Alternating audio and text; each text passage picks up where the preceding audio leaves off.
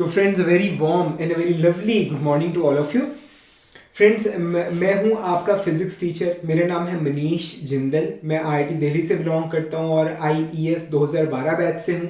और आज का जो हमारा विषय रहेगा डिस्कशन का वो ये कि पूरी फिजिक्स का +1 की जो फिजिक्स है उसकी पूरी फिजिक्स का सबसे छोटा और सबसे आसान चैप्टर हम आपको पढ़ाने वाले हैं। And the name of the chapter is mechanical properties of solids. मतलब मैं वैसे भी एक मैकेनिकल इंजीनियर हूँ, तो मतलब इस चैप्टर से मुझे कुछ खास लगाव है।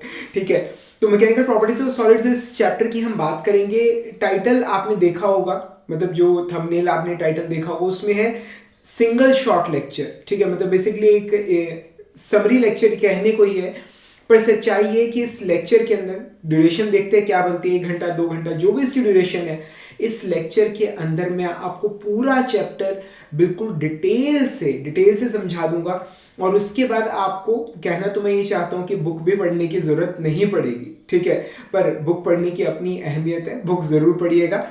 पर इस लेक्चर के अंदर मतलब मैं आपको इस पर्टिकुलर चैप्टर का एक्सपर्ट बना दूंगा, ये मेरा आपसे वादा है। ठीक है, तो आइए शुरू करते हैं chapter mechanical properties of solids. ठीक है, तो राजी एक तो ना आपको ये देख रहे होंगे कि आपकी अगर आप मोबाइल पे देख रहे हैं तो ये मतलब बहुत छोटा आपको समझ भी नहीं आ रहा होगा।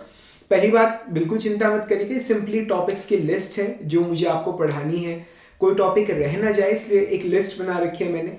दूसरा, इस चैप्टर के जो नोट्स हैं वो मैं आपको प्रोवाइड कर दूंगा मेरी मोबाइल ऐप फिजिक्स पर जाकर। आप मैं नीचे डिस्क्रिप्शन में लिंक दे दूंगा, आप जाकर नोट्स आराम से डाउनलोड कर सकते हैं, उनके प्रिंट निकलवा सकते हैं और उन्हें आराम से पढ़ सकते हैं। किसी तरह की कोई दिक्कत नहीं है। तो इस वक्त आप समझने पे चाहें तो ज़्यादा जोर दे सकते हैं। नोट्स वगैरह की चिंता मत करना, वो मैं अपनी मोबाइल ऐप पर डाल दूंगा। ठीक है, तो राजे आइए शुरू करते हैं मतलब चैप्टर हमारा। एंड द फर्स्ट टॉपिक जो इस चैप्टर के अंदर हमें देखने को मिलता है that is the rigid body. ठीक है, रिजिड बॉडी क्या है, होता क्या है, बेसिकली एक हार्ड सॉलिड बॉडी। ठीक है, जिसके पास एक डेफिनेट साइज या शेप है। ठीक है, जैसे आप ये देख रहे हैं।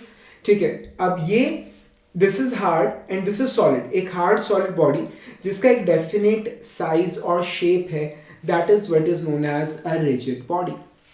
यहां तक समझ आ गया? ठीक है, डेफिनेशंस वगैरह सब मैं आपको प्रोवाइड कर दूंगा नोट्स में, you just don't need to worry, सिर्फ समझिए आप।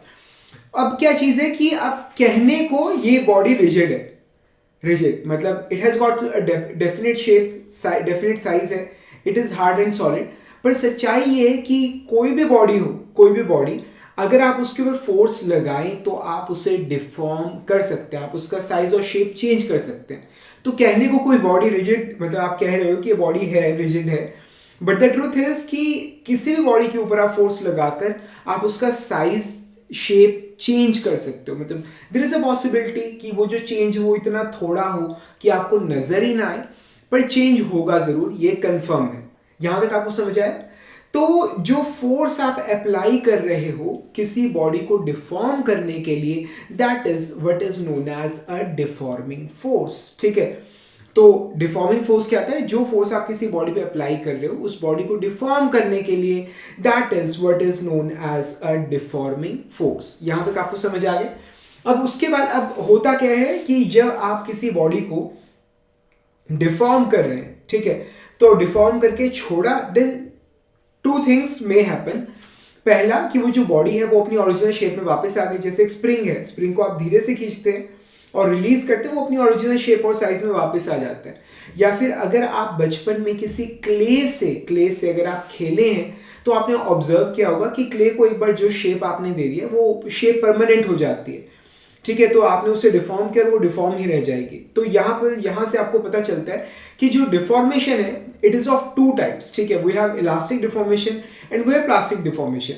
इलास्टिक डिफॉर्मेशन वो डिफॉर्मेशन है जिसमें आप बॉडी को डिफॉर्म करते हैं और जो फोर्स को आप रिमूव करते हैं वो अपनी ओरिजिनल शेप और साइज में वापस आ जाती है, that is what is known as an elastic deformation. और ये जो प्रॉपर्टी है अपनी ओरिजिनल शेप में वापसी आने की, ओरिजिनल साइज में वापसी आने की after the removal of force, this is what is known as elasticity. ठीक है, वहीं पर जब आप किसी बॉडी को डिफॉर्म कर रहे हैं, जैसे क्ले हो गई, पुट्टी हो गई, ठीक है, जब आप इसे डिफॉर्म करते हैं तो ये परमानेंटली उसी जिस शेप में आपने छोड़ा ये उसी शेप में रह जाता है। ठीक है। Now this is what is known as plastic deformation, ये एक तरह से परमानेंट हो गया, ठीक है। And this property is what is known as plasticity, इसे क्या बोलते हैं, प्लास्टिसिटी। तो इलास्टिसिटी क्या है कि आपने उसको डिफॉर्म किया और वो upon the removal of force अपनी ओरिजिनल पोजीशन में वापस आ गया। प्लास्टिसिटी क्या है कि on the removal of force जिस पोजीशन में वो था वो वैसा ही रह गया, that is what is known as plasticity. मतलब इलास्टिक बॉडी ओरिजिनल शेप में वापस आ जाएगी, जो प्लास्टिक बॉडी है वो जैसी आपने बनाई वो वैसी ही रह जाएगी। यहां तक समझ आया, ठीक है। उसके बाद है हमारे पास, अब देखिए मेटल्स को अगर आप समझना चाहें, उनके बिहेवियर को अगर आप समझना चाहें, तो एक स्प्रिंग बॉल मॉडल की हम बात करते हैं, ठीक है। तो हम जानते हैं कि कोई भी चीज है, it is made up of atoms and molecules, वो एटम्स की और मदद से और मॉलिक्यूल्स की मदद से बनी होती है। तो सपोज कीजिए कि दीज आर द मॉलिक्यूल्स, ये मॉलिक्यूल्स हैं, ठीक है, ये मॉलिक्यूल्स हैं। अब इनके बीच में आपस में होंगी inter atomic forces of attraction या फिर inter molecular forces of attraction, ठीक है। तो यहां पर ये एक जो फोर्स ऑफ अट्रैक्शन है, इसे हम स्प्रिंग से हम शो कर रहे हैं, सभी मॉलिक्यूल्स के बीच में है ये, सभी मॉलिक्यूल्स के बीच में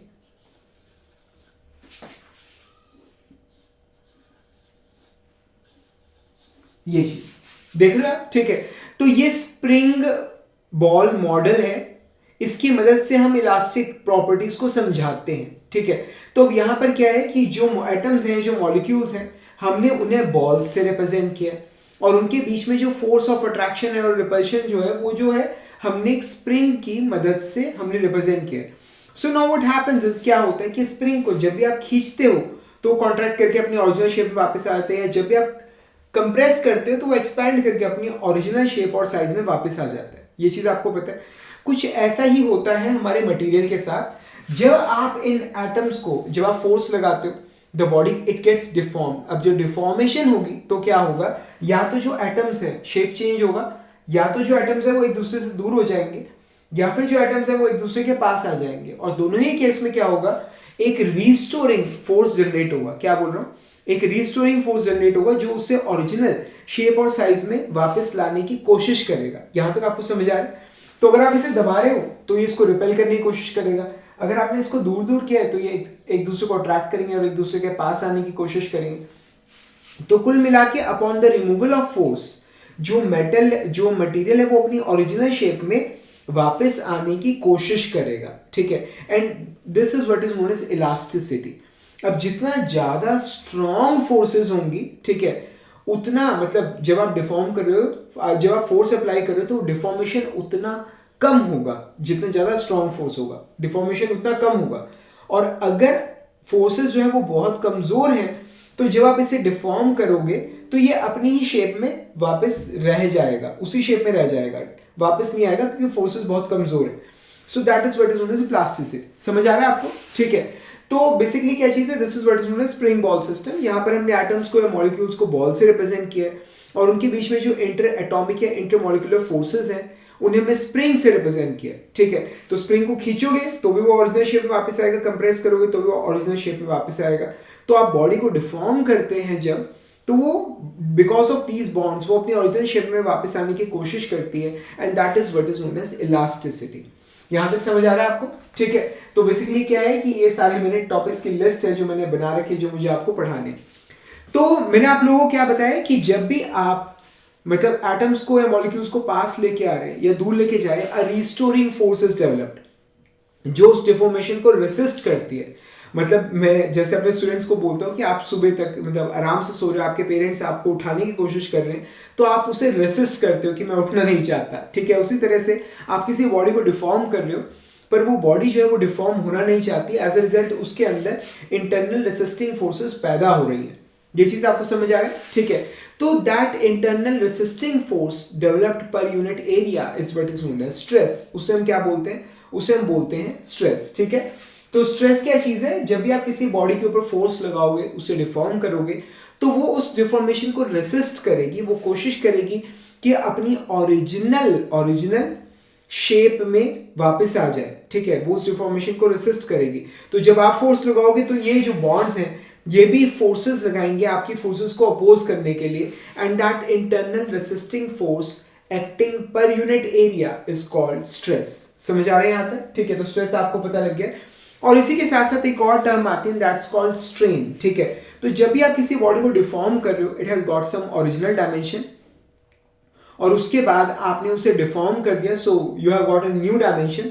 उन दोनों का जो डिफरेंस है दैट्स चेंज इन डायमेंशन। ठीक है, so the change in dimension to original dimension, क्या the change in dimension to original dimension, ये जो रेशियो है that is what is known as strain. मतलब इट गिव्स एन आइडिया कि body कितना deform कर रही है। ठीक है, तो स्ट्रेन बेसिकली क्या चीज है? It is basically change in the dimension, ratio of change in dimension to the original dimension, और it can be change in volume to original volume, delta V change in volume to original volume. ठीक है, so that's what is known as volumetric strain. ठीक है, तो इस तरह से आगे शेयर स्ट्रेन वगैरह भी है, उसके बारे में बाद में बात करेंगे। पर अभी आपको क्या पता चला है कि जब आप किसी बॉडी के ऊपर फोर्स लगा रहे हो, जब आप उसे डिफॉर्म करने की कोशिश कर रहे हो, ठीक है, तो उस सिचुएशन में बॉडी आपकी फोर्स को अपोज करेगी, उसके अंदर भी एक फोर्स पैदा होगा जो आपकी फोर्स को अपोज करेगा, and that internal resisting force acting पर यूनिट एरिया, मतलब जितने एरिया पे वो लग रहे हैं उससे आप डिवाइड करोगे, that is what is known as stress. अब जब बॉडी डिफॉर्म होगी, there will be some change in dimension and there will be some initial और ओरिजिनल डायमेंशन, तो इन दोनों का जो रेशियो है that is what is known as strain. यहां तक आपको समझ आया? That is what is known as strain. ठीक है, तो ये हमने बात करी स्ट्रेन के बारे में। स्ट्रेन तो हालांकि बाद में पढ़ाना था, तो मैंने आपको पहले ही बता दिया। अब क्या चीज़ है, हम स्ट्रेस की बात कर रहे थे। सो द डिफॉर्मेशन इट में अकर इन, यू कैन से, मोटे मोटे तौर पे there are 4 types of deformations. You can say, आप किसी चीज़ को खींच कर लंबा कर सकते हैं, आप किसी चीज़ को दबा कर कंप्रेस कर सकते हैं, ठीक है, या आप किसी चीज़ के ऊपर हाथ रख, मतलब हाथ रख के आप उसको, जैसे रबड़ के ऊपर, रबड़ को ज़रूर आपने कभी इस तरह से किया होगा, आप किसी चीज़ के ऊपर हाथ रख के, जैसे मतलब मैं क्लास में बताता हूँ कि फिजिक्स की बुक है आपकी, आप उसके ऊपर हाथ रखिए, थोड़ा सा स्लाइड करिए, सो व्हाट हैपेंस इज उसकी शेप जो है वो चेंज हो जाती है। मतलब if this is the initial shape, तो आपने ऊपर से फोर्स लगाया इस तरफ, नीचे से इस तरफ, so this becomes the new shape, ये चीज, ये ठीक है। तो either there can be some change of shape or there can be some change of volume, मतलब कोई बॉडी है, आपने उसे चारों तरफ से दबाया है, उसका वॉल्यूम डिक्रीज कर जाता है, ठीक है। So there can be 4 types of deformations मोटे मोटे तौर पे आपके लेवल पे जो आपको मिल सकती हैं। या तो आप किसी की लेंथ इंक्रीज कर सकते हो, या फिर आप किसी की लेंथ डिक्रीज कर सकते हो, यानी कंप्रेस कर सकते हो, या फिर आप किसी चीज़ की शेप को चेंज कर सकते हो, या फिर आप किसी चीज़ के वॉल्यूम को चेंज कर सकते हो, ठीक है। तो उसी के बेस पे we have different types of stress, ठीक है। For example the first one is tensile stress. जब आप किसी बॉडी को खींचकर एलोंगेट कर रहे हो, ठीक है, आप उसकी लेंथ को बढ़ाने की कोशिश कर रहे हो, ऐसे में जो उस बॉडी के अंदर स्ट्रेस पैदा होगा that is what is known as tensile stress. मतलब आप फोर्स लगा रहे हो, वो बॉडी भी आपकी फोर्स के इक्वल और अपोजिट एक फोर्स लगाएगी, आपकी फोर्स को रेजिस्ट करने की कोशिश करेगी। आप पूरी बॉडी के अंदर स्ट्रेसेस पैदा हो जाएंगे। मतलब स्ट्रेस सिंपली क्या है, force acting resisting force developed per unit area, that's called stress, ठीक है। तो वो जो स्ट्रेसेस पैदा होंगे पर unit area that's called stress. अब खींच रहे हो तो वो स्ट्रेस कौन सा है, टेंसाइल स्ट्रेस। अगर कंप्रेस कर रहे हो, लेंथ को कम करने की कोशिश कर रहे हो, तो जो स्ट्रेस डेवलप हो रहा है दैट्स कंप्रेसिव स्ट्रेस, ठीक है। अब ये दोनों क्या है, अलोंग द लेंथ लगते हैं। Both of these they are called longitudinal stresses. Longitudinal, इस बात को थोड़ा ध्यान रखिएगा। ये जो दोनों स्ट्रेसेस हैं, मतलब चाहे आप खींच रहे हो, लेंथ को बढ़ा रहे हो, या आप कंप्रेस कर रहे हो, लेंथ को कम कर रहे हो, so both of these stresses they are called longitudinal stresses, ठीक है। अलोंग द लेंथ लग रहे हैं ये, ठीक है।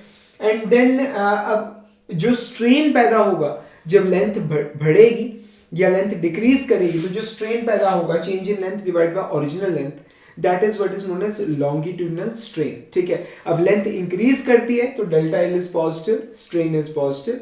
लेंथ डिक्रीज करती है तो delta L, change in length, it is negative, so the strain it is negative.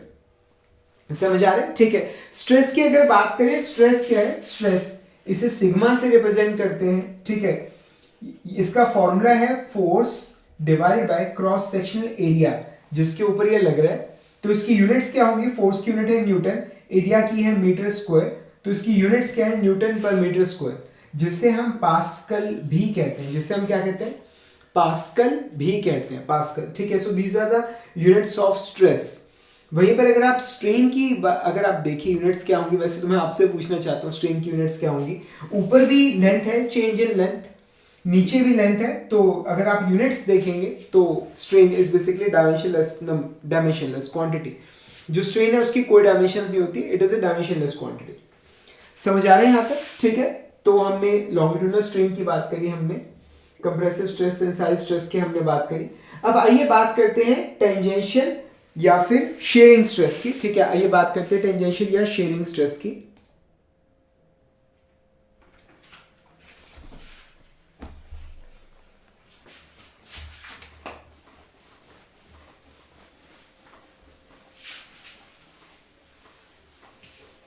तो बेसिकली क्या चीज़ है, जब भी मुझे टेंजेंशियल स्ट्रेस पढ़ाना होता है तो मैं बच्चों को एक ही एग्जांपल देना पसंद करता हूँ। मतलब ये आपकी बुक है, ठीक है, ये इस तरह से रखी हुई है, शायद आप देख पा रहे हो।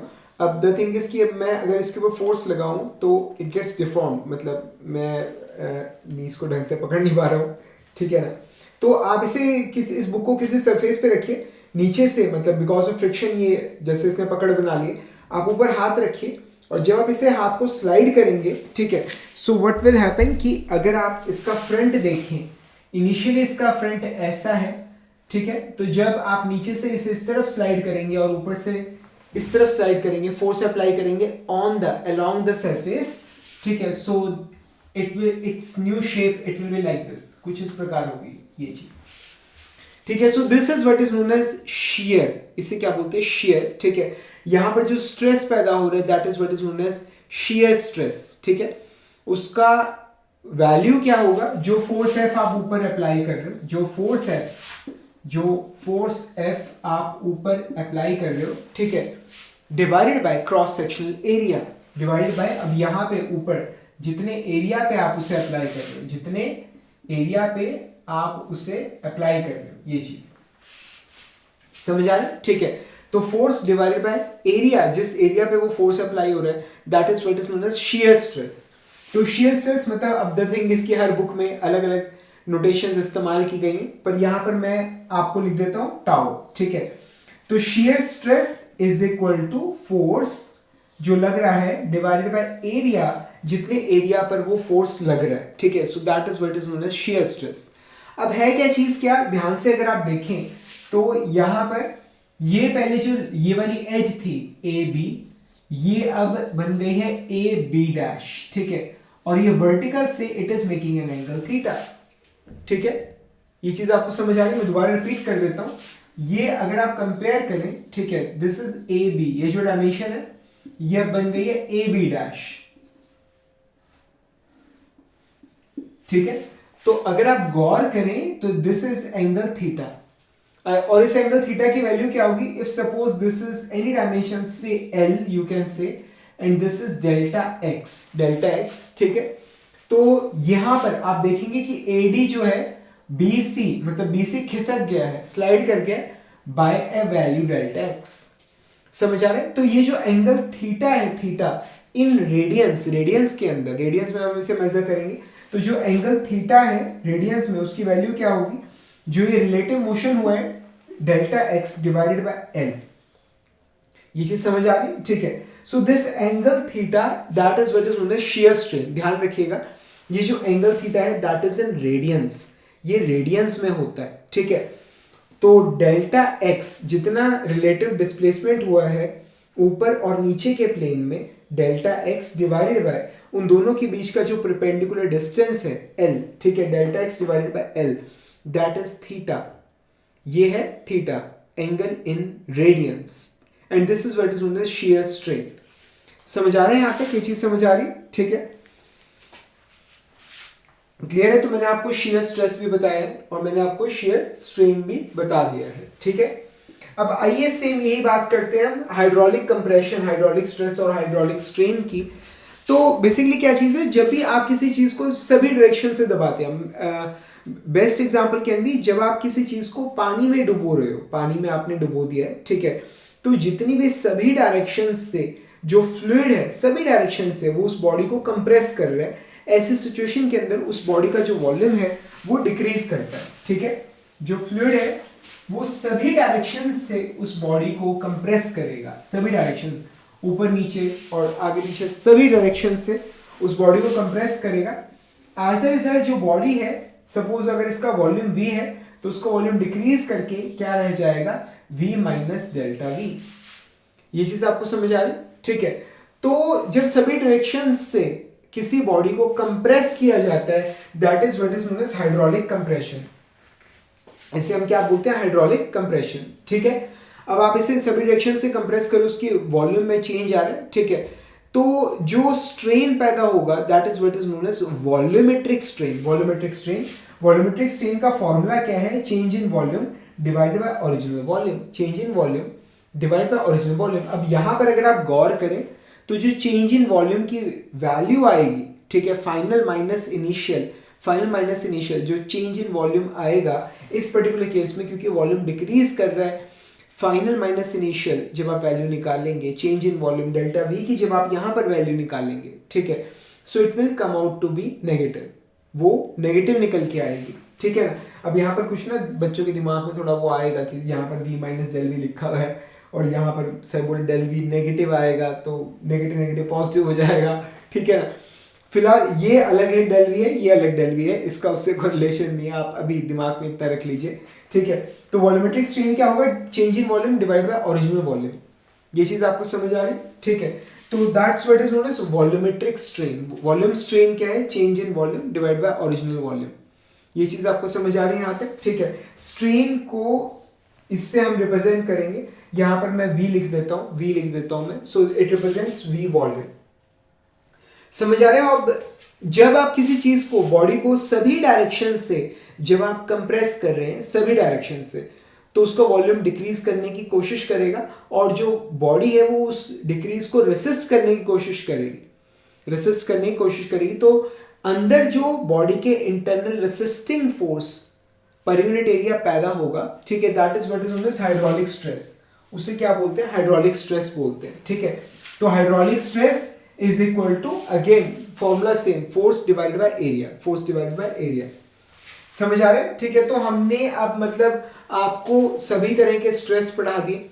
हमने टेंसाइल स्ट्रेस की बात करी, सिग्मा टी, हमने कंप्रेसिव स्ट्रेस की हमने बात की, हमने शियर स्ट्रेस की हमने बात की है। ठीक है, और हमने हाइड्रोलिक स्ट्रेस, जिसे हम प्रेशर भी कहते हैं, हमने प्रेशर के बारे में बात की है। समझ आया? उसके कॉरस्पॉन्डिंग जो स्ट्रेन्स जो पैदा होते हैं, ठीक है, tensile strain, compressive strain, shear strain और हाइड्रोलिक स्ट्रेन या वॉल्यूम स्ट्रेन, हमने उन सब के बारे में बात की है। ठीक है, अब आइए हम सबसे महत्वपूर्ण चीज जो है इस चैप्टर के अंदर उसके बारे में बात करते हैं, and that is what is known as Hooke's law. Notes वगैरह की आप चिंता मत करिए, वो मैं आपको लिंक दे दूंगा, मेरी जो एंड्रॉयड ऐप है उसके ऊपर मैं इन सब के नोट्स जो है वो बनाकर डाल दूंगा। आप वहां पर उस मोबाइल ऐप से डाउनलोड करके प्रिंट निकलवा के आराम से पढ़ सकते हैं, किसी तरह की कोई भी दिक्कत नहीं है। तो फ्रेंड्स, अगर हुक्स लॉ की बात करें, then Hooke's law is the most important law of this chapter. मतलब बेसिकली हुक्स जी ने एक्सपेरिमेंट्स परफॉर्म किए थे, उन्होंने मतलब एक स्ट्रिंग लिया और उन्होंने उसके ऊपर जैसे लोड लगाया, उससे खींचा, then he found out a very interesting relationship. वो ये कि जितना ज़्यादा फोर्स लगाएंगे, जो धागा है, जो थ्रेड है, जो स्ट्रिंग है, वो उतना ज़्यादा लंबा होता जाएगा। ठीक है, और this is what is known as Hooke's law. ठीक है, मतलब देसी लैंग्वेज में कि किसी भी चीज़ के ऊपर आप जितना ज़्यादा फोर्स लगाओगे उसमें उतना ज़्यादा एलोंगेशन आपको देखने को मिलेगा। This is what is known as Hooke's law. ठीक है, अब इसे थोड़ा सा मतलब प्रॉपर वे में यंग्स एक साइंटिस्ट हुए, उनका नाम है मिस्टर यंग, उन्होंने रिप्रेजेंट किया और उन्होंने कहा विद इन इलास्टिक लिमिट। अभी विद इन इलास्टिक लिमिट का क्या कंसेप्ट है अभी अगले टॉपिक में आपको बताता हूँ। Stress is proportional to strain. ठीक है, within elastic limit stress is proportional to strain. ठीक है, या यहां तक आपको समझ आ रहा है? ठीक है, तो बेसिकली क्या चीज़ है, हुक्स जी ने इनिशियली क्या कहा कि मतलब आप सपोज कीजिए ये कोई छत है, इसके साथ आपने कोई स्ट्रिंग जो है वो लटकाया हुआ है और नीचे एक पैन है, तो जैसे आप इसके ऊपर लोड रखते जाओगे, ठीक है, उसी हिसाब से जो एलोंगेशन है वो बढ़ता जाएगा, ठीक है। मतलब यहां पर आप जो फोर्स लगा रहे हो और यहां पर जो डेल्टा एल है, जो एलोंगेशन है, ठीक है, वो बढ़ता जाएगा, ठीक है। ये चीज यहां तक आपको समझ आ रही? तो लोड रखा, एलोंगेशन और बढ़ गई, और लोड रखा, एलोंगेशन और बढ़ गई, और लोड रखा, एलोंगेशन और बढ़ गई। ये चीज यहां तक आपको समझ आ रही, ठीक है। सो इस चीज को प्रॉपर वे में रिप्रेजेंट किया यंग जी ने। उन्होंने क्या करा, उन्होंने जो फोर्स है, फोर्स उसको एरिया से डिवाइड कर दिया, cross sectional area of the string, and this is what is known as stress. और जो चेंज इन लेंथ था डेल्टा एल, उससे उन्होंने इनिशियल से डिवाइड किया, इनिशियल लेंथ से डिवाइड किया, so now we got strain. तो इनके बीच में जब लोड प्लॉट किया गया, it was a straight line, ठीक है।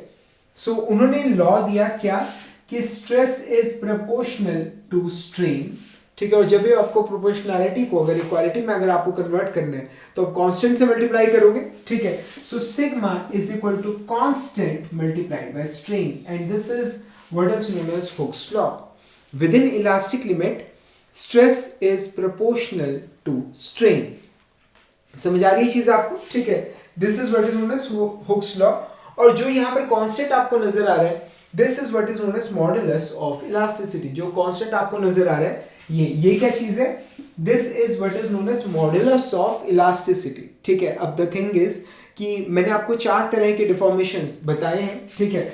सबसे पहला आपको बताया गया टेंसाइल, फिर आपको बताया गया कंप्रेसिव, फिर आपको बताया गया शियर, ठीक है।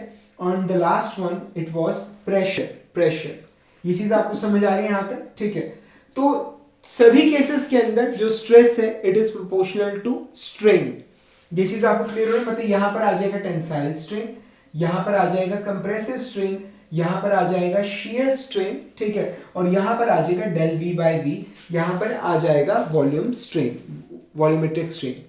समझ आ रहा है? अब बीच में आएंगे कांस्टेंट ऑफ प्रोपोर्शनैलिटी, बीच में आएंगे constant of proportionality. Her case के लिए उसकी वैल्यू अलग होगी, बट जब प्रैक्टिकली करके देखा गया तो किसी भी मटेरियल के लिए, स्पेशली मतलब मोस्ट ऑफ द मटेरियल्स के लिए, जो कंप्रेशन और टेंसाइल वाले जो केस है उनके लिए कांस्टेंट सेम आता है, ठीक है। तो उसका नाम हमने क्या दिया है, उसका नाम हमने दिया यंग्स मॉडुलस। ये चीज समझ आए?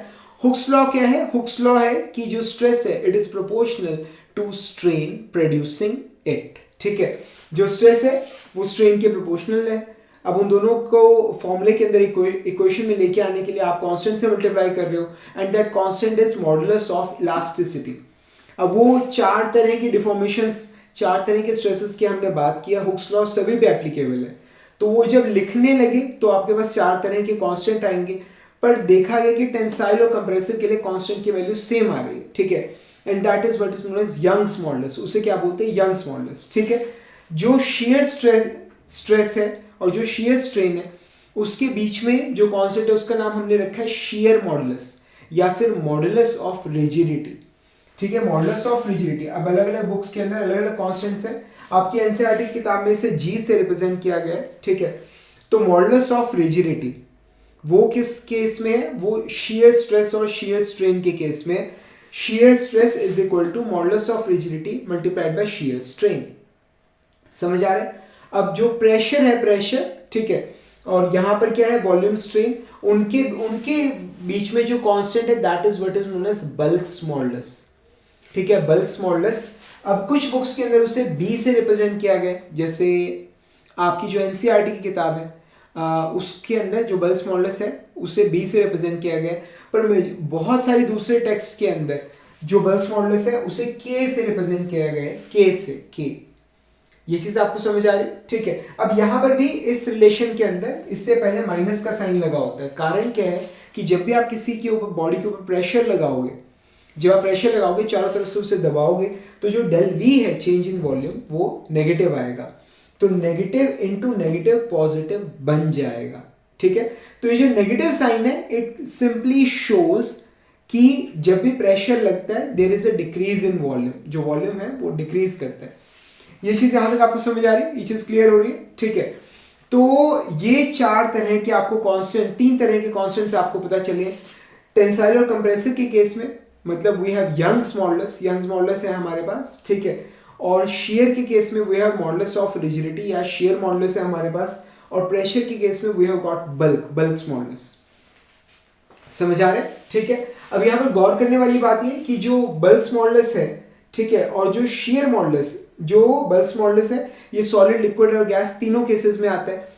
पर जो शेयर मॉडुलस हो गया, ठीक है, मॉडुलस ऑफ रिजिडिटी हो गया, और जो हमारे यंग्स मॉडुलस है ये सिर्फ सॉलिड्स के केस में अवेलेबल होते हैं। मतलब y और g की वैल्यू आपको सिर्फ सॉलिड के लिए मिलेगी, और k की वैल्यू जो है वो सॉलिड, लिक्विड और गैस तीनों के लिए मिलती है।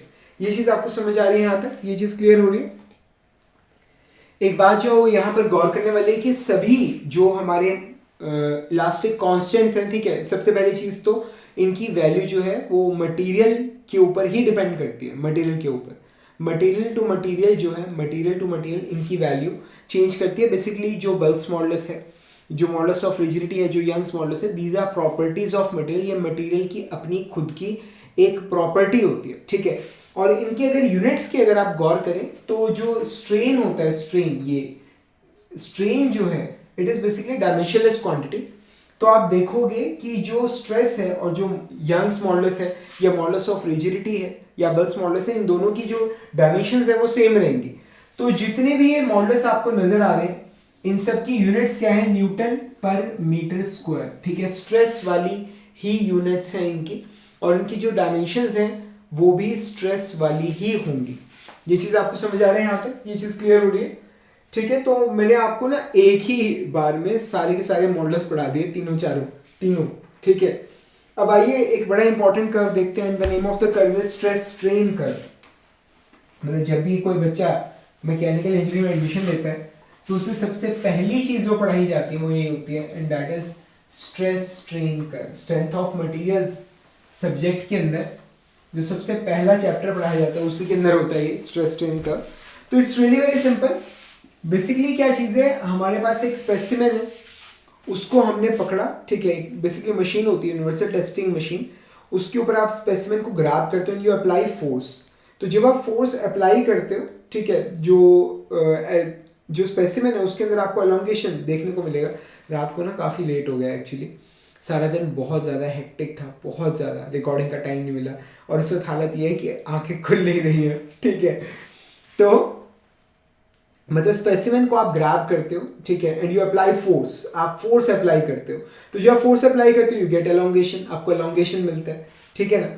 तो वो जो फोर्स है और जो एलोंगेशन है उसका ग्राफ यहाँ प्लॉट किया जाता है, ठीक है। तो यहाँ पर है फोर्स और यहाँ पर है एलोंगेशन।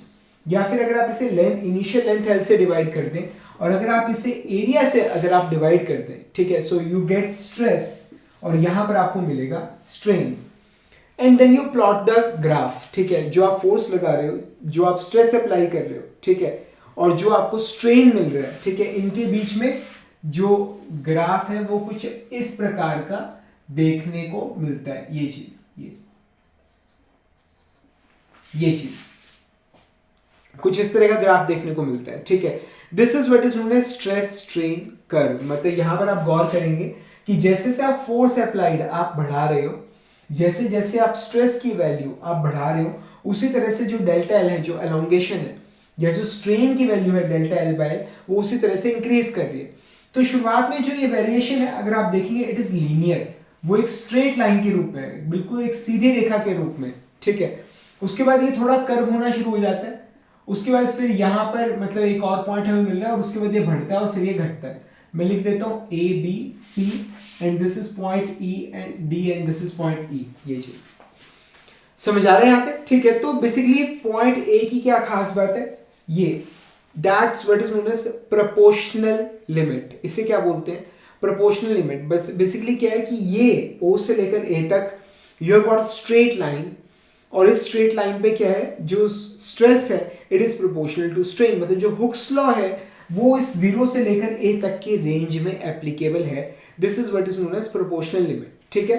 अब उसके बाद ए से बी, ये जो बी पॉइंट है, B point is what is known as elastic limit. इसे क्या बोलते हैं? Elastic limit. तो जो ऑब्जेक्ट है, मतलब अगर आप उसे स्ट्रेच करके अगर आप बी तक लेके जाते हो और रिलीज करते हो, it will come back to its original shape, वो अपने ओरिजिनल शेप में वापस आ जाएगा, ठीक है। अब वहीं पर अगर आप ये चीज़ आप घर पे भी कर सकते हो, मतलब एक रबर बैंड लीजिए, आप उसे थोड़ा स्ट्रेच कीजिए और छोड़िए, वो अपने ओरिजिनल शेप में वापस आ जाएगी। पर अगर आप ज़्यादा स्ट्रेच करेंगे और छोड़ेंगे तो ओरिजिनल शेप में वापस नहीं आएगी। थोड़ा स्ट्रेच करके छोड़ते हो मतलब the deformation it is elastic, अगर ज़्यादा स्ट्रेच करके छोड़ोगे फिर वो ओरिजिनल शेप में वापस नहीं आ पाएगा। इस केस में जो डिफॉर्मेशन है दैट्स प्लास्टिक इन नेचर। ठीक है, तो ये 0 से लेकर a तक, o से लेकर a तक, a point is proportional limit, तो o से a तक आपका हुक्स लॉ एप्लीकेबल है। b point it is elastic limit, o से लेकर b तक जो भी डिफॉर्मेशन है दैट्स इलास्टिक। अगर आप किसी पॉइंट पे लाके अगर छोड़ोगे तो वापसी अपनी ओरिजिनल शेप में वापस आ जाएगा। पर उसके बाद जो डिफॉर्मेशन है it is, you can say it is permanent in nature. ठीक है, तो उसके बाद जो भी डिफॉर्मेशन होगी that's permanent in nature and this point is also known as yield point. ठीक है, यील्ड पॉइंट के बाद क्या होता है, मतलब आप यू विल सी कि मतलब आप फोर्स अप्लाई करते हो, थोड़ा और अप्लाई करोगे तो डिफॉर्मेशन बहुत ज्यादा आपको देखने को मिलेगा। मतलब देख रहे हो आप कैसे कर्व आगे खिसक रहा है। ठीक है, यहां से यहां तक क्या स्ट्रेस बढ़ रहा था और स्ट्रेन भी बढ़ रहा था, पर इसके बाद अगर आप देखें स्ट्रेस उस तरह से नहीं बढ़ रहा जिस तरह से पहले बढ़ रहा था। अब बढ़ रहा है पर कम बढ़ रहा है, पर डिफॉर्मेशन बहुत ज्यादा देखने को मिल रहा है। ठीक है, और इस रीजन के बाद बी के बाद जो भी deformation it is permanent in nature, वो हो गया, बस हो गया, वो ढीला हो गया। समझ आ गया यहां तक? ठीक है, तो उसके बाद we get a maximum value of stress, this is the maximum stress that a material it can withstand. इससे ज्यादा लोड अप्लाई करोगे भाई तुम्हारा मटेरियल जो है वो टूट जाएगा। ठीक है, और उसके बाद फिर जब आप हल्का सा और लोड अप्लाई करने की कोशिश करते हो, एक बड़ी अजीब चीज देखने को मिलती है, वो है कि लोड डिक्रीज हो रहा है और तब भी डिफॉर्मेशन जो है बढ़ रही है। लोड डिक्रीज होने का मतलब क्या है कि और डिफॉर्मेशन, अब यहां पे देख रहे हो ये यहां पर, अगर यहां से अगर आपको और लंबा खींचना है, ठीक है, और डिफॉर्म करना है, तो आपको जो फोर्स अप्लाई करना पड़ेगा it will be less in magnitude. उसका मैग्नीट्यूड जो है वो डिक्रीज करेगा। मतलब ये थोड़ी चीज़ें आपके स्कोप से बाहर है। एक्चुअली जब आप किसी चीज़ को एलोंगेट करेंगे, if the material is ductile, what happens is कि एक नेकिंग बननी शुरू हो जाती है। मतलब शुरुआत में स्पेसिमेन ऐसा था और बाद में ये स्पेसिमेन ऐसा हो गया इस तरह से। ठीक है, बीच में से पतला होने की वजह से, क्योंकि क्रॉस सेक्शन एरिया डिक्रीज कर गया, वो कम लोड बियर कर पाता है। खैर ये आपके स्कोप से थोड़ा बाहर है। तो उसके बाद फिर मतलब लोड जो है डिक्रीज करता है and finally at point E it breaks down. This is what is known as fracture point. तो पॉइंट ए है आपका प्रोपोर्शनल लिमिट, बी है आपका इलास्टिक लिमिट, सी है आपका यील्ड पॉइंट, ठीक है, डी है आपका अल्टीमेट टेंसाइल स्ट्रेंथ और ई है आपका फ्रैक्चर या फेलियर पॉइंट। ये चीज आपको समझ आ रही? ठीक है, तो यहां पर गौर करने वाली बात है कि जो पॉइंट ए बी और सी है ये तीनों ही बड़े एक दूसरे के करीब होते हैं, इनको हम कंबाइनली यील्ड पॉइंट बोल देते हैं और इसको इसकी जो स्ट्रेस वैल्यू है वो एस वाई यानी यील्ड स्ट्रेस से भी रिप्रेजेंट की जाती है। वहीं पर जो पॉइंट डी है अल्टीमेट टेंसाइल स्ट्रेंथ, इसे हम रिप्रेजेंट करते हैं एस यू से, ultimate tensile strength S U. This is the maximum stress that a material can bear. ये चीज समझ आ गई? ठीक है, तो ये हमने सब स्ट्रेस स्ट्रेन कर्व की बात करी, हमने सभी तरह के स्ट्रेसेस की हमने बात करी। उसके बाद इस कर्व से एक और चीज भी पता लगती है and that is we can differentiate between the different types of material and that is ductile and brittle. ठीक है, अब डक्टाइल में क्या होता है, डक्टाइल ये जो ग्राफ मैंने आपके सामने ड्रॉ किया, this is the graph for a ductile material. ये डक्टाइल मटेरियल का ग्राफ है। अगर यही ग्राफ अगर मैं आपके लिए किसी ब्रिटल मटेरियल के लिए अगर ड्रॉ करूं, ब्रिटल या यही ड्रॉ करता हूं, अगर मैं ब्रिटल के लिए ड्रॉ करूं सो it will be something like this, कुछ इस प्रकार होगा। ये चीज यहाँ पर हमारे पास स्ट्रेस है, यहाँ पर हमारे पास स्ट्रेन। ठीक है, आप लोगों ने जरूर कभी ना कभी चौक तोड़ा होगा, चौक है लिखते हैं उससे, आपने उसे तोड़ा होगा। ठीक है, या फिर आपने च्युइंगम खा के उसे खींचा होगा। तो जब आप च्युइंगम को खींच रहे होते हो तो वो अगर आप देखोगे कि वो जो उसका क्रॉस सेक्शन है वो कम होता जाएगा, वो पतली होती चली जाएगी, थ्रेड बन जाएगा। ठीक है, वहीं पर चौक जो है वो एकदम से कटाक करके टूटता है, वो आपको बताता नहीं, वो ऐसे पतला नहीं होगा, वो सीधा बस टूट जाएगा। ठीक है, सो यहां पर क्या है कि जो ये हमारी एबीसी, जो हमारी यील्ड स्ट्रेंथ है, जो ये अल्टीमेट टेंसाइल वाला जो पॉइंट है, जो फ्रैक्चर पॉइंट है, ये सारी एक ही जगह पे होते हैं। मतलब they are really very near to each other, ये एक दूसरे के बहुत ज्यादा करीब होते हैं। ये चीज समझ आ रही? ठीक है, तो ये हमारा हुक्स लॉ अप्लाई हो रहा है और जरा से ज्यादा लोड हुआ और ये टूट गया। ठीक है, this is what is known as brittle material, जैसे ग्लास हो गया, ठीक है, जैसे मैंने आपको चौक का एग्जांपल दिया, आप उसे खींचोगे तो पता नहीं चलेगा आपको, अचानक से ही टूट जाएगा, ठीक है। अब यहाँ पर क्या है कि यहाँ पर आप उसे खींचोगे, पहले वो एलोंगेट होगा, ठीक है, फिर उसके बाद उसके अंदर और डिफॉर्मेशन होनी शुरू हो जाएगी, बिंगा टेढ़ा होना शुरू हो जाएगा, एंड फाइनली आपको मतलब पता लग रहा है कि भाई ये टूटने वाला है। ये चीज आपको समझ आ रही है, यहाँ तक क्लियर हो रहा है? सच्चाई बताऊं, आज के बाद ना कभी भी आपकी क्लास में रात को शेड्यूल नहीं करूंगा, आंखें खुल नहीं रही है मुझसे, ठीक है। तो आपको समझ आ गया, मतलब च्युइंगम जो है वो टूटने से पहले एक तरह से, मतलब वो उसका थ्रेड बिल्कुल पतला होता जाएगा, एंड यू नो कि अभी ये डैमेज होने वाला है, टूटने वाला है, ठीक है। ब्रिटल मटेरियल वो एकदम से टूट जाता है, एकदम से, ठीक है। So we have covered ductile and brittle materials. उसके बाद there is and another class of material, and that is what is known as elastomers, ठीक है। ये इलास्टोमर क्या होते हैं, ये बड़ी खास चीज है क्या, कि ये अपने साइज के कई गुना डिफॉर्म कर सकते हैं। जैसे एक इलास्टिक हो गई, एक छोटे से रबड़ बैंड हो गया, उसका छोटा सा साइज है, आप उसे खींच के कितना लंबा कर लेते हो।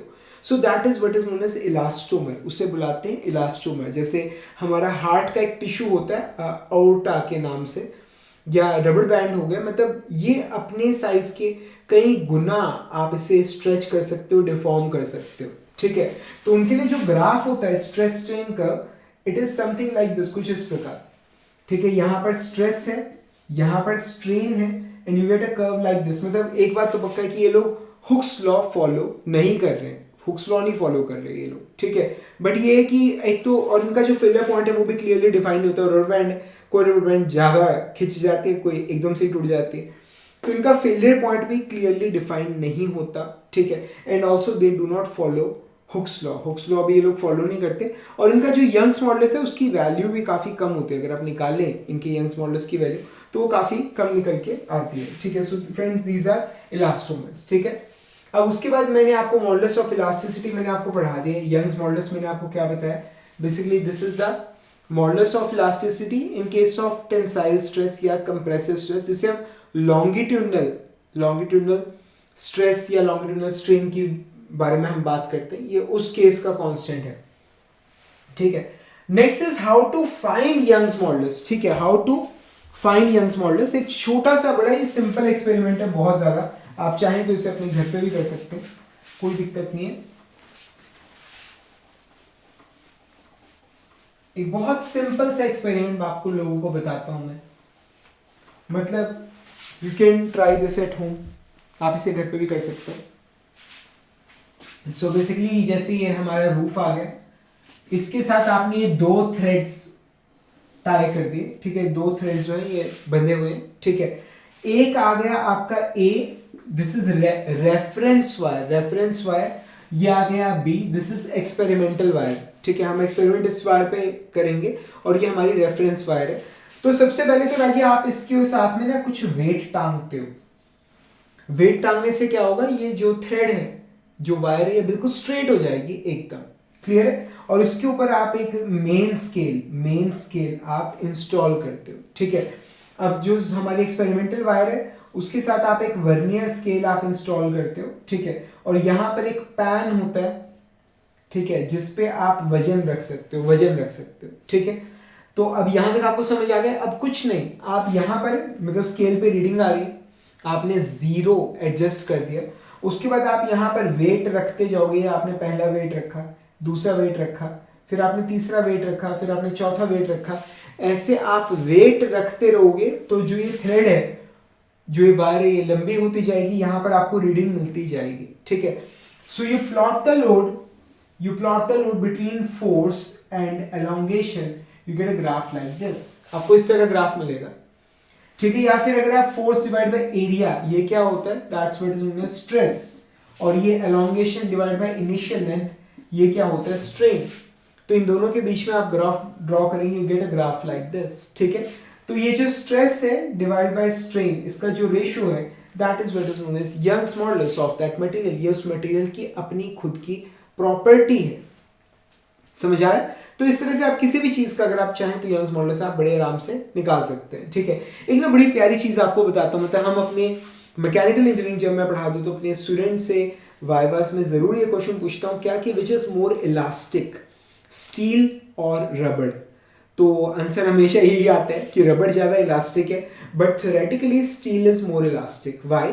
बिकॉज उसका यंग्स मॉडुलस रबड़ के केस में बहुत ज़्यादा होता है. ठीक है, रबड़ के से कंपेयर में मतलब जो स्टील है उसका यंग्स मॉडुलस बहुत ज़्यादा है. You need a very big force to deform a steel as compare to the रबड़. मतलब रबड़ को अगर आपको डिफॉर्म करना हो और स्टील को उतना ही डिफॉर्म करना हो, तो स्टील को डिफॉर्म करने के लिए you need to apply much more value of stress, you need to apply much more value of force. ठीक है, तो दैट्स वाई मतलब steel is more elastic than रबड़, क्योंकि उसका यंग्स मॉडुलस जो है वो रबड़ से काफ़ी ज़्यादा है. पर डेली लाइफ में मतलब अगर आप किसी बच्चे से पूछेंगे जिसको ये चीज़ नहीं मालूम, ही विल से कि सर रबड़ ज़्यादा इलास्टिक है, पर ऐसा थ्योरेटिकली नहीं होता.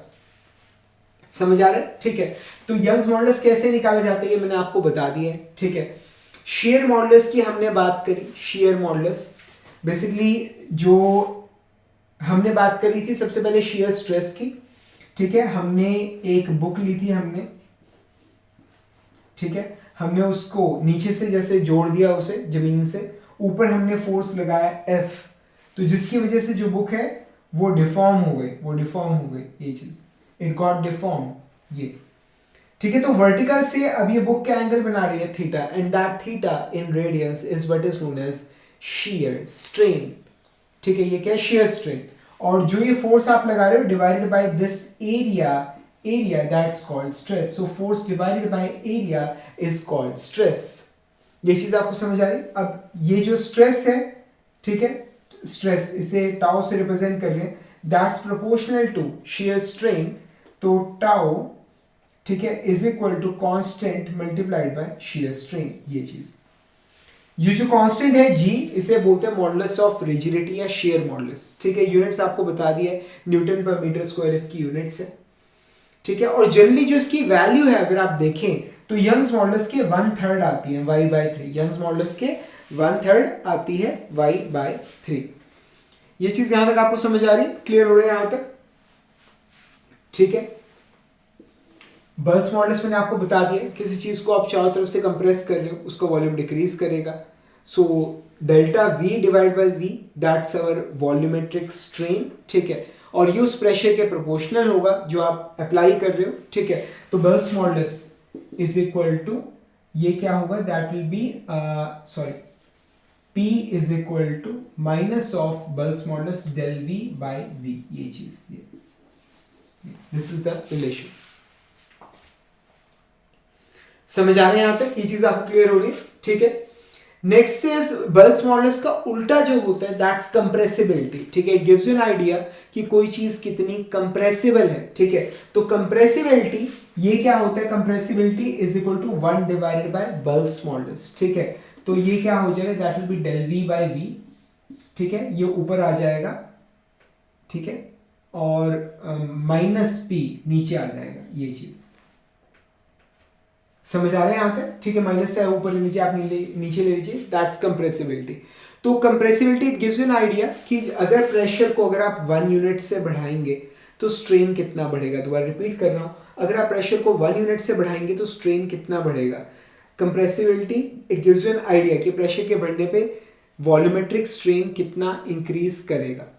ये चीज यहां तक आपको समझ आ रही? ठीक है, तो ये आगे कंप्रेसिबिलिटी. अब क्या चीज है, जब आप इसकी वैल्यू निकालते हो तो gases they are million times, million होता है 10⁶, 10 lakh, million times more compressible than solids. ठीक है, तो गैसेस भाई बहुत ज्यादा कंप्रेसिबल होती है सॉलिड्स के कंपैरिजन में.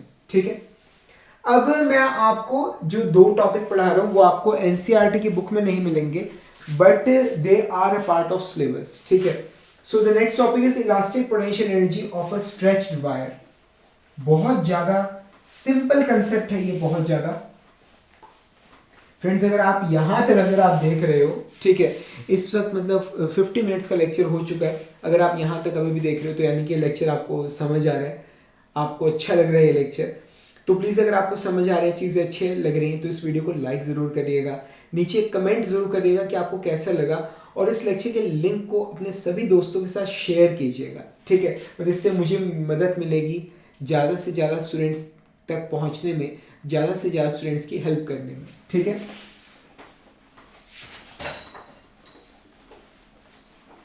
तो आइए देखते हैं अब अगला elastic potential energy of a stretched wire, मतलब बहुत ही सिंपल टॉपिक है, बहुत ज़्यादा, पर अनफॉर्चुनेटली ये आपकी बुक में नहीं है शायद, ठीक है, शायद क्या नहीं है, मैं बता रहा हूँ, ठीक है ना। Elastic potential energy of a stretch wire, मतलब बहुत सिंपल सा केस है, बहुत ज़्यादा, क्या जैसे मतलब वही स्प्रिंग वाले फॉर्मूले लगेंगे यहाँ पर, मतलब जैसे एक स्प्रिंग है, ठीक है, स्प्रिंग है, मतलब आप उसको खींच रहे हो तो एलोंगेट हो रहा है, ठीक है।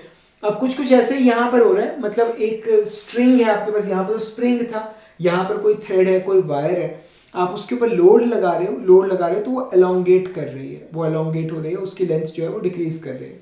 यहाँ तक आपको ये चीज़ समझ आ रही, ठीक है। So now what happens is क्या कि अब शुरुआत में मतलब ये थ्रेड है, ऊपर से बांधा है, इस पॉइंट पे फोर्स लगा रहा हूँ F, शुरू किया, मतलब F is not a constant force, मैं फोर्स लगा रहा हूं, फोर्स, ठीक है। अब शुरुआत में ये जो लेंथ थी, इनिशियल लेंथ पे यहां पर मैंने पकड़ा और इसे खींचना शुरू किया, फोर्स को धीरे धीरे बढ़ा रहा हूं। अब हुक्स लॉ क्या कहता है कि जैसे जैसे आप फोर्स को धीरे धीरे बढ़ाओगे वैसे वैसे एलोंगेशन बढ़ेगा। तो अभी इनिशियली फोर्स 0 था और मैं यहीं पर था। अब मैंने जब फोर्स बढ़ाया तो मेरा पॉइंट यहां पहुंच गया, और फोर्स बढ़ाया यहां पहुंच गया, और फोर्स बढ़ाया यहां पहुंच गया। तो वो जो फोर्स जैसे जैसे मैं इंक्रीज कर रहा हूं, ठीक है, एलोंगेशन जो है वो बढ़ता जा रहा है। तो लास्ट में सपोज कीजिए जो फोर्स है दैट इज F, इनिशियली जो फोर्स था वो था 0, ठीक है, क्योंकि कोई एलोंगेशन था ही नहीं, ठीक है। So the average force that will be 0 plus F divided by 2, so that's equal to F divided by 2। This is the average force, ये क्या है, एवरेज फोर्स, ठीक है। And this is the distance travelled by the force, elongation delta L। तो work done क्या होगा, जो work done होगा that will be average force F by 2 multiplied by elongation delta L। ये चीज आपको समझ आ रही, ठीक है, ये चीज आपको समझ आ रही। So force, average force F by 2 into delta L, ये चीज क्लियर हो रहा है यहां तक, ठीक है। So this is what is known as this will be our work done, ठीक है। इस केस में जो वर्क डन होगा वो ये होगा, और ये जो वर्क है ये सारा क्या होगा, क्योंकि energy can neither be created nor be destroyed, वो सिर्फ एक फॉर्म से दूसरी फॉर्म में कन्वर्ट हो जाती है। तो जब आप थ्रेड को खींच रहे हो, you are doing some work, और वो वर्क जो है वो इस थ्रेड के अंदर इंटरनल एनर्जी की फॉर्म में स्टोर हो जाएगा, पोटेंशियल एनर्जी की फॉर्म में स्टोर हो जाएगा। जैसे एक जो तीर कमान होता है, जो रोप जो हमारे पास तीर कमान है, आप उसके ऊपर तीर लगाकर आप उसे खींचते हो, तो स्प्रिंग आप कुछ वर्क कर रहे हो, फोर्स लगा रहे हो, वो point of application of force move कर रहा है, ठीक है। तो जो आपका सारा वर्क है वो उस धागे की जो थ्रेड है, जो स्ट्रिंग है, उसके अंदर इन the form of energy store हो जाता है, ठीक है। सो F by 2 multiplied by delta L, जो ये एलोंगेशन यहां पर आई, दैट्स योर वर्क डन, वो क्या है आपका वर्क डन। ये चीज समझ आ रही, ठीक है। अब यहां पर दो फॉर्मूले देखते हैं। स्ट्रेस होता है फोर्स डिवाइडेड बाय एरिया, और जो स्ट्रेन होता है that's delta L divided by L। इस हिसाब से अगर आप इन फॉर्मूलों को अगर यहां अप्लाई करें तो हाफ फोर्स क्या होगा, स्ट्रेस इनटू एरिया, और जो एलोंगेशन है that will B length multiplied by strain. तो वर्क डन जो आप कर रहे हो वो क्या होगा, half into stress into strain into cross sectional area into length of wire, और ये AL ये क्या होगा, वॉल्यूम ऑफ वायर, ठीक है। So half into stress into strain into volume of wire, ये चीज समझ आया। तो ये पूरा वर्क जो है जो आपने किया, it gets stored in the thread in the form of internal energy, ठीक है। तो यही वर्क क्या होगा आपका U के बराबर हो जाएगा, that is the potential energy, मैं बार बार इंटरनल एनर्जी बोल रहा हूं, potential energy of the thread of the string. तो capital U is equal to half into stress into strain into volume of wire, या फिर ये तो है टोटल जो पोटेंशियल एनर्जी पूरी वायर में स्टोर हुई हुई है। अगर आपको निकालना हो potential energy per unit volume, elastic potential energy of stretched wire पर यूनिट वॉल्यूम, ठीक है, तो हम क्या करेंगे, small u is equal to capital U divide by capital V is equal to half into stress into strain. अब जैसा मर्जी फॉर्मूला बना लो, ठीक है। अब क्या होता है, stress is equal to Young's modulus multiplied by strain, ठीक है। आप लोग यंग्स मॉडुलस को y लिखते हो, ठीक है। तो आप ये वैल्यूज यहां पुट करके it can be half sigma square divided by E, और इट कैन बी आप सिग्मा की वैल्यू पुट कीजिए, ठीक है, और it can be half strain square E. ये चीज ई लिख रहा हूं बार बार, वाई लिखना चाहिए मुझे बिकॉज आप लोग यंग्स मॉडल्स को वाई लिखते हो। ये समझ आ रहे हैं यहां तक, ठीक है। तो ये हमने क्या किया, elastic potential energy of stretched wire, ठीक है। अब अगला जो टॉपिक है बड़ा इंटरेस्टिंग, बहुत सिंपल है, and the name of the topic is Poisson's ratio. Poisson's ratio, ठीक है, बहुत ज्यादा सिंपल है, ये आप सभी लोगों ने अपनी डेली लाइफ में जरूर देखा होगा। ये क्या देखा होगा मैं बताता हूं।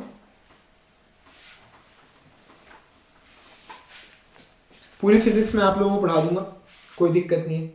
आपको करना सिर्फ इतना, आपको मेरे चैनल को सब्सक्राइब करना है, बेल आइकन प्रेस करना है। पूरी फिजिक्स की जिम्मेदारी मेरी है, मैं आपको पढ़ा दूंगा सारी, कोई दिक्कत नहीं। दिन में पढ़ाया करूंगा, रात को नहीं पढ़ाया करूंगा, ठीक है ना।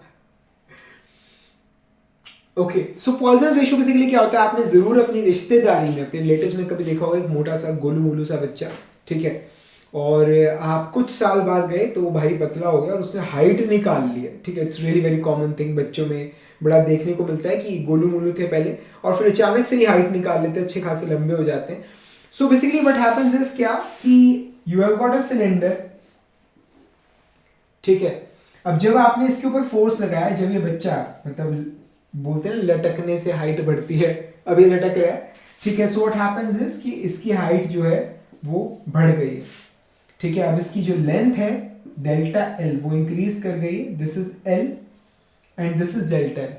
पर इस देखने वाली बात है कि इसका डायमीटर जो है, डायमीटर वो पहले डी था और अब वो कम हो गया, वो कम हो गया, ठीक है, वो क्या है, कम हो गया, ठीक है। तो स्ट्रेन क्या है, change in dimension divide by original dimension. तो यहां पर आपको दो तरह का स्ट्रेन देखने को मिल रहा है, एक तो मिल रहा है along the force, that is what is known as longitudinal strain, और एक होता है परपेंडिकुलर टू द फोर्स, ठीक है, and that is what is known as lateral strain. अब यहां पर गौर करने वाली बात यह है कि जो लेंथ है वो बढ़ रही है, तो जो लॉन्गिट्यूडनल स्ट्रेन होगा वो पॉजिटिव होगा, और जो डायमीटर है वो डिक्रीज कर रहा है, तो जो लेटरल स्ट्रेन होगा वो नेगेटिव होगा, ठीक है।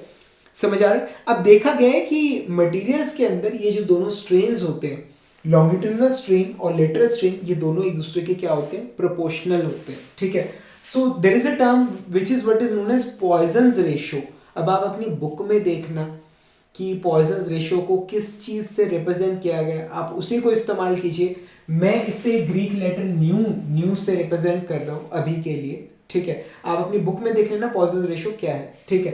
तो Poisson's ratio is equal to lateral strain, ठीक है, टू लॉन्गिट्यूडनल स्ट्रेन, ठीक है। ये रेशियो है, और इसके आगे एक गौर करने वाली बात है कि माइनस लगा होता है, माइनस लगा होता है। एक्चुअली उस माइनस की कहानी है कि जो मोस्ट ऑफ द केसेस में, मतलब 99.999% केसेस में, मतलब प्रैक्टिकली यू कैन से कि जब आप किसी बॉडी को अलोंगेट कर रहे हैं तो उसका डायमीटर डिक्रीज करेगा, मतलब longitudinal strain it will B positive and lateral strain it will B negative, dimension decrease करेगी। तो जो लेटरल स्ट्रेन है उसकी वैल्यू नेगेटिव आ रही है, लॉन्गिट्यूडनल स्ट्रेन की वैल्यू पॉजिटिव आ रही है, तो इन दोनों का रेशियो क्या है, नेगेटिव आएगा, ठीक है। तो उस रेशियो को पॉजिटिव बनाने के लिए हमने माइनस से मल्टीप्लाई किया, ठीक है। बेसिकली माइनस साइन प्रैक्टिकली ये सिग्निफाई करता है कि जब एक डायमेंशन बढ़ेगा तो उसके जो परपेंडिकुलर वाला डायमेंशन है वो घटेगा, ठीक है। अगर लॉन्गिट्यूडनल डायरेक्शन में अगर इंक्रीज कर रहा है तो लेटरल में डिक्रीज करेगा, और अगर लेटरल में किसी केस में इंक्रीज कर रहा है तो लॉन्गिट्यूडनल में डिक्रीज करेगा, मतलब ये अपोजिट चलते हैं। वो अपोजिट दिखाने का जो तरीका है वो ये माइनस है, ये माइनस बताता है कि ये दोनों स्ट्रेन्स एक दूसरे के अपोजिट चलते हैं। समझ आ रहा है। तो मतलब यहां पर फॉर्मूला क्या हो जाएगा, minus of delta D divided by D, ठीक है, divided by delta L divided by L, ठीक है। This is the formula for Poisson's ratio. मतलब थ्योरेटिकली बुक्स में लिखा होता है कि जो पॉइजन्स रेशियो है उसकी वैल्यू -1 से 0.5 तक वेरी करती है, ठीक है, 0.5 तक। अब मतलब बेसिकली -1 माइनस में पॉइजन रेशियो होने का मतलब है कि आप एक डायमेंशन को अलोंगेट कर रहे हो और दूसरी भी अलोंगेट हो रही है। प्रैक्टिकली ऐसा नहीं होता, लैब में किसी पर्टिकुलर केस में ऐसा होता होगा, कोई एक आधा पर्टिकुलर केस, पर प्रैक्टिकली ऐसा नहीं होता। जब आप एक डायमेंशन को एलोंगेट करोगे तो दूसरी डायमेंशन कम होगी। ये चीज समझ आ रही है? ठीक है, तो प्रैक्टिकली जो पॉइजन रेशियो है उसकी वैल्यू क्या 0 से लेकर 0.5 के बीच में बिलोंग करती है प्रैक्टिकली। बुक्स में क्या है -1 से 0.5 तक रहती है, प्रैक्टिकली ये 0 से 0.5 तक रहती है। ये चीज आपको समझ आई? क्लियर हो रहा है यहाँ तक? ठीक है, अब उसके बाद ये 0.5 उस केस में होता है जिस केस में वॉल्यूम कांस्टेंट रहता है। मतलब आपको क्वेश्चन में ये चीज गिवन है कि कोई बॉडी है, उसका वॉल्यूम कांस्टेंट है, तो अगर आप उसे एलोंगेट कर रहे हो तो उसके डायमीटर में इतना चेंज है, तो फाइंड पॉइजन रेशियो। तो जब आप पॉइजन रेशियो निकालोगे उस केस में, जिस केस में बॉडी का वॉल्यूम कांस्टेंट रहता है, वो पॉइजन रेशियो 0.5 निकल के आएगा उस केस में। ठीक है, वैसे इसकी वैल्यू 0 से 0.5 तक रहती है। मतलब हमने अपनी मैकेनिकल में जितने न्यूमेरिकल्स किए हैं, हर केस में इसकी वैल्यू 0.3 या फिर 0.33 या 1/3 कुछ ऐसे दे रखी होती थी न्यूमेरिकल्स के अंदर। ये चीज यहां तक आपको समझ आ रही? तो मैंने आपको पॉइजन रेशियो भी पढ़ा दिया। ठीक है, एंड वेलकम टू द, जिस चीज का आपको बेसब्री से इंतजार था, welcome to the last topic of the day. ठीक है, कि हम ये चैप्टर पढ़ क्यों रहे हैं, इस चैप्टर की यूटिलिटी क्या है। ठीक है, प्रैक्टिकली आप फिजिक्स में आपको कहाँ काम आएगा। So the thing is that friends, this particular chapter is really very very very very important. ठीक है, स्पेशली अगर आप इंजीनियरिंग करना चाहते हो, अगर आप चीज़ों को डिज़ाइन करना चाहते हो, this chapter it is really very very important. ठीक है, तो फॉर एग्जाम्पल के तौर पे, अगर मतलब एक आपकी बुक के अंदर जो एग्जाम्पल दे रखा है कि अगर आपको कोई रोप डिज़ाइन करनी है, मतलब एक क्रेन है, उसे कुछ सामान उठाना है, ठीक है, तो उसके लिए आपको रोप अगर डिज़ाइन करनी है, ठीक है, तो आप क्या, मतलब अगर आपको वेट दे रखा है, वेट कि कितना वजन आपको उठाना है, तो सपोज मतलब आपको फोर्स दे रखी है कि कितना फोर्स वायर जो है वो कितना फोर्स कैरी करेगा, और so that will be cross sectional area. Formula क्या होता है, stress is equal to force divide by cross sectional area. ठीक है, अब किसी मटेरियल की वो रोप बनी हुई है, उस मटेरियल का हमें स्ट्रेंथ मालूम होगा, यील्ड स्ट्रेंथ कितना है वो हमें पता होगा, क्योंकि अगर स्ट्रेस यील्ड स्ट्रेंथ से ज़्यादा हो गया तो जो रोप है वो परमानेंटली डिफॉर्म हो जाएगी, जो हम कभी भी नहीं चाहेंगे। ठीक है, तो दिस इज द फॉर्मूला। अब हमें लोड मालूम है कि लोड कितना कैरी करना है। ठीक है, हमें मटेरियल जो इस्तेमाल कर रहे हैं उसका स्ट्रेंथ मालूम है, उसका यील्ड स्ट्रेस मालूम है, तो सिग्मा हमें मालूम है। ठीक है, सिग्मा यील्ड स्ट्रेस की वैल्यू हमें पता है, अगर इससे ज़्यादा स्ट्रेस होगा तो जो मटेरियल है वो डिफॉर्म कर जाएगा, multiply by cross sectional area. तो लोड कैरिड आपको मालूम है, यील्ड स्ट्रेंथ मालूम है, ठीक है, तो क्रॉस सेक्शनल एरिया आ जाएगा। ये चीज आपको समझ आ रही? ठीक है, तो एक बार क्रॉस सेक्शनल एरिया आ गया, इसको पाई आर स्क्वायर से रिलेट करके, ठीक है, आप उस रोप का रेडियस या फिर डायमीटर आप निकाल सकते हो। ठीक है, ये चीज आपको समझ आ रही है ना? मतलब जब आपकी एनसीईआरटी में आप एग्जांपल देखोगे तो आंसर निकल के आता है 1 सेंटीमीटर डायमीटर ऑफ रोप। ठीक है, अब जो हमारी बाइक होती है ना, बाइक वो 2 जनों को बैठाकर चलाने के लिए मतलब डिजाइंड है। ठीक है, और उसमें हम 4 लोग बैठाते हैं।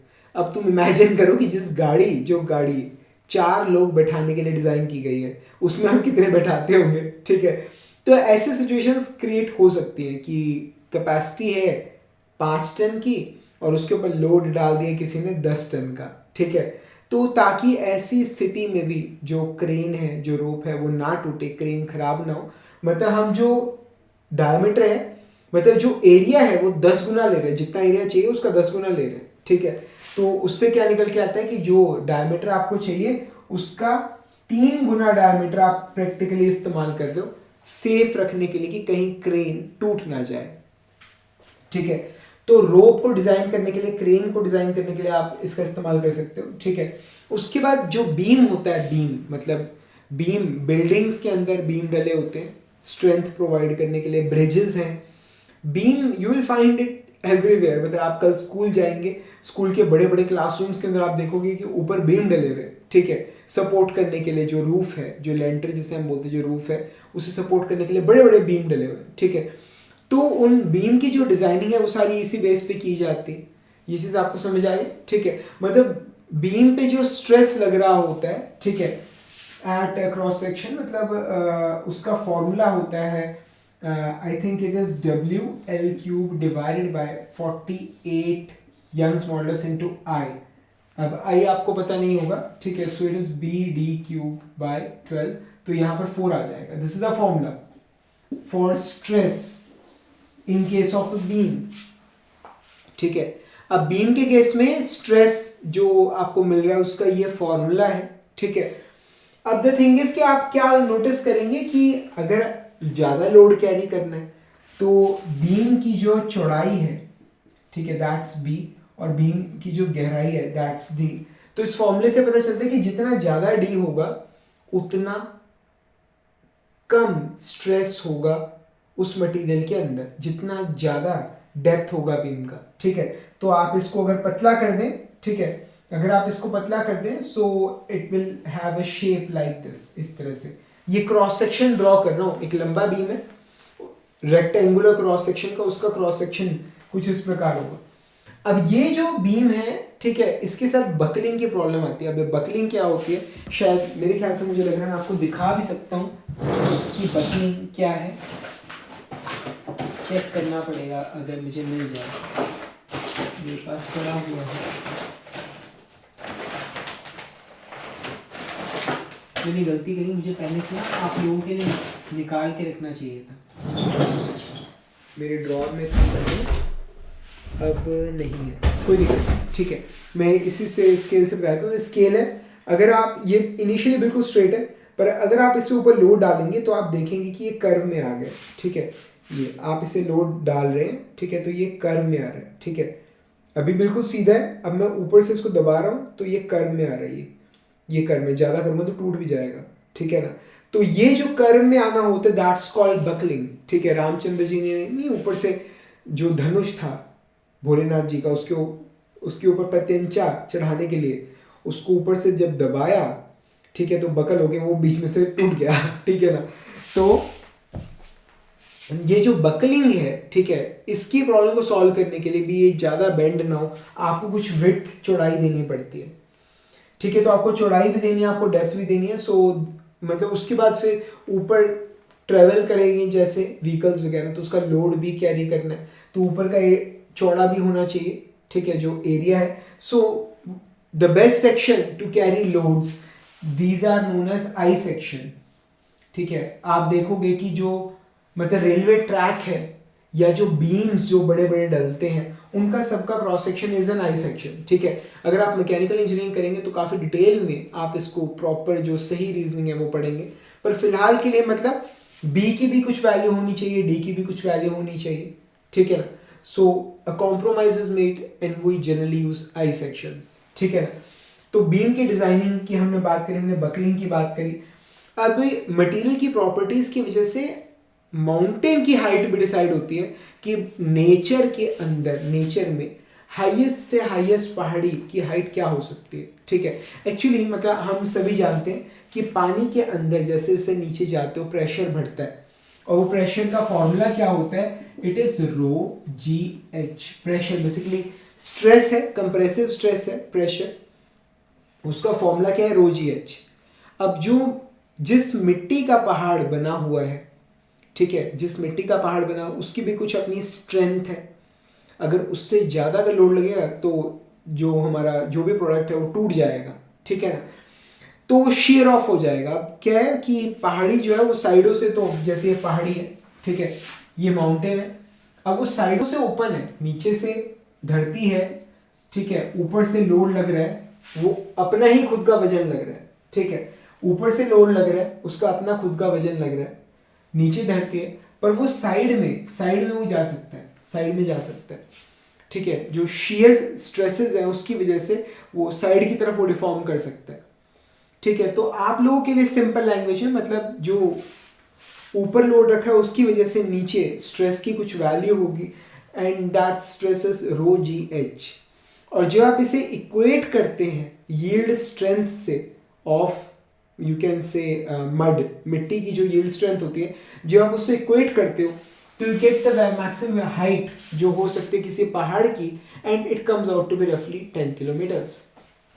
ठीक है, क्योंकि 10 किलोमीटर से ज़्यादा अगर हाइट होगी तो नीचे की जो चट्टानें हैं उन पे इतना लोड पड़ जाएगा कि वो क्रश हो जाएंगी, वो टूट जाएंगी, वो शेयर ऑफ कर जाएंगी, जिससे पहाड़ी नीचे आ जाएगी। ये चीज़ है, समझ आ रहा है? ठीक है, तो मतलब जो ये हम पढ़ रहे हैं, मतलब इस चैप्टर की यूटिलिटी क्या है कि कुछ भी आपको डिज़ाइन करना है, ठीक है, तो डिज़ाइन करने के लिए मतलब वो प्रॉपर लोड कैरी करे, वो डिफॉर्म भी ना हो, मतलब तो डिज़ाइन चीज़ों को डिज़ाइन करने के लिए मतलब इस चैप्टर का हम प्रयोग करते हैं। ठीक है फ्रेंड्स, अगर आपको कोई भी क्वेरी है, कोई भी ऐसी चीज़ है आपके माइंड में, कोई भी डाउट है, आप नीचे कमेंट्स में मेंशन कीजिए। आई प्रॉमिस मैं अपनी पूरी कोशिश करूंगा आपके डाउट को रिजॉल्व करने की। अगर आप पर्सनली मुझसे बात करना चाहते हैं तो आप जो मेरी एंड्रॉयड ऐप है फ्रिजिक्स, आप उसका लिंक मैं नीचे डिस्क्रिप्शन में डाल दूंगा, आप उस पर क्लिक करके आप उसे इंस्टॉल कर सकते हैं। उसमें चैट सेक्शन है, आप मुझसे पर्सनली चैट कर सकते हैं। अगर आप इस टॉपिक के न्यूमेरिकल्स सॉल्व करना चाहते हैं, अगर आपको इस टॉपिक के नोट्स चाहिए, वो सारा कुछ मैं आपको अपनी मोबाइल ऐप पे डाल दूंगा। ठीक है, तो आप वहाँ से जाकर स्टडी कर सकते हो।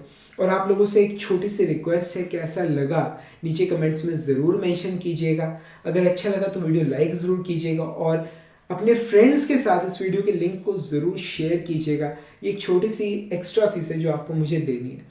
हम जल्दी मिलेंगे फ्रेंड्स अगले लेक्चर के अंदर। आपको जिस भी लेक्चर को पढ़ना हो, जो भी आपको कोई समरी चाहिए हो, कुछ भी आप नीचे कमेंट्स में मेंशन कीजिए। ये लेक्चर भी एक स्टूडेंट की डिमांड थी, मैंने उस स्टूडेंट की डिमांड पे बनाया। अगर आपकी भी कोई डिमांड है आप नीचे मेंशन कीजिए, आई प्रॉमिस यू मैं उसके ऊपर ज़रूर काम करूँगा। ठीक है, जल्दी मिलेंगे फ्रेंड्स अगले लेक्चर के अंदर। तब तक के लिए thank you very much and wish you all the best.